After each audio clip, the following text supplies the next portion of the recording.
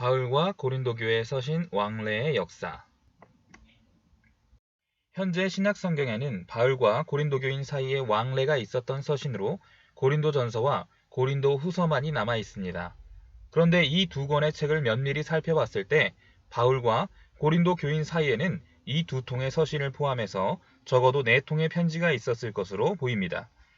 그 편지들을 전해진 순서대로 소개하자면 고린도전서보다 먼저 쓰여진 이전 편지, 두 번째로 우리가 보고 있는 고린도전서, 세 번째로 눈물의 편지 또는 혹독한 편지라 불리는 편지와 마지막으로 역시 현재 남아있는 고린도 후서가 되겠습니다. 바울은 2차 전도 여행 기간에 고린도 교회를 개척하였고 3차 전도 여행 기간 중 고린도 교인들을 향하여 서신을 써 보냈는데 당시 고린도 교회의 상황을 살펴보면 지리적, 문화적 여건 등으로 인해 음행, 부도덕함, 우상 숭배와 같은 죄들이 만연한 곳이었습니다. 첫 번째 서신입니다.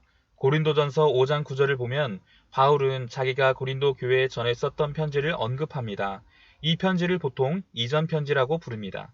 그 편지에서 바울은 고린도 교인들더러 교회 안에 음행하는 자, 부도덕한 자, 악한 자, 우상 숭배하는 자들과 어울리지 말라고 경고하였습니다. 그러나 이 경고는 그들이 일반적으로 우상 숭배하고 부도덕하게 사는 사람들과 일체에 교류하지 말라는 것으로 오해된 듯합니다. 이 편지는 완전히 상실된 것 같은데 일부 학자들에 의하면 고린도 후서 6장 14절에서 7장 1절이 첫 번째 서신에서 온 발췌문일 가능성이 크다고 봅니다. 바울이 고린도전서 5장 9절에서 써보냈다고 하는 음행에 관한 그 주제를 전반적으로 다루고 있기 때문으로 보입니다. 바울은 클로에의 집 사람들로부터 고린도 교인들이 그의 편지를 오해하고 있다는 소식과 함께 고린도 교회가 바울파, 아볼로파, 베드로파, 그리고 아마 그리스도파 등으로 분열하고 있다는 소식을 받았습니다. 또한 얼마 안 있어 바울은 또 고린도 교회의 대표단을 맞이하게 되었는데 결혼, 우상의 제사된 고기 먹는 문제, 예배 때의 혼란, 성령의 은사들, 부활, 예루살렘 교회를 위한 헌금 문제에 대해 가르침을 청하는 고린도 교회에 편지를 전달하였습니다. 바울은 우리가 고린도전서라 부르는 편지를 써서 이 문제들에 대해 응답합니다. 고로 고린도전서는 바울이 고린도 사람들에게 쓴 두 번째 편지였습니다. 바울은 주후 55년의 오순절 후에 고린도를 방문하려고 계획하면서 우선 디모데에게 이 고린도전서를 쥐어 보냈습니다. 그런데 말입니다. 그의 편지는 고린도 교인들의 문제들을 해결하는 데 효과를 보지 못하고 디모데는 교회를 잘 타이르고 통합을 이루라는 바울의 지시들을 집행하지 못하고 맙니다. 그래서 바울은 그 문제들을 스스로 척결하려고 고린도에 갔으나 일부 고린도 교인들에게서 모욕을 당하고 큰 슬픔 가운데 에베소로 귀환하지 않으면 안 되었습니다. 바울은 이 방문을 쓰라린 방문이라 부릅니다.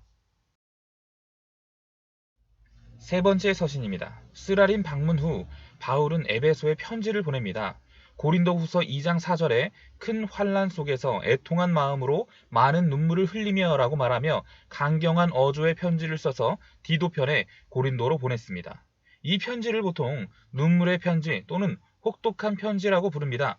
이것은 바울이 고린도 교인들에게 보낸 세 번째 편지였는데 보통 완전히 상실되었다고 보나 어떤 학자들은 고린도후서 10장에서 13장에 이 편지의 일부가 남아있다고 보기도 합니다.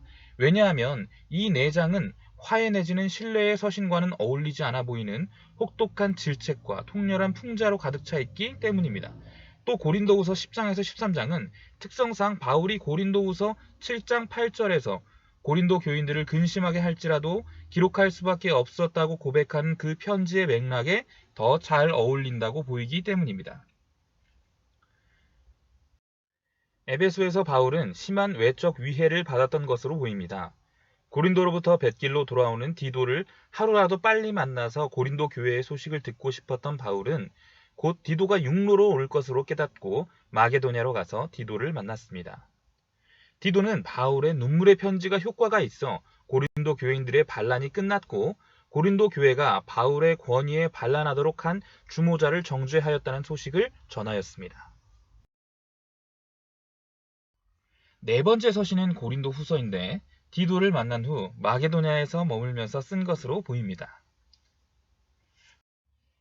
바울은 고린도후서 1장 9장을 써서 고린도 교회의 문제들이 해결된 데에 대한 그의 안도함과 고린도 교인들에 대한 사랑을 나타내고 그에게 적대했던 자를 용서해 주도록 권면하였습니다.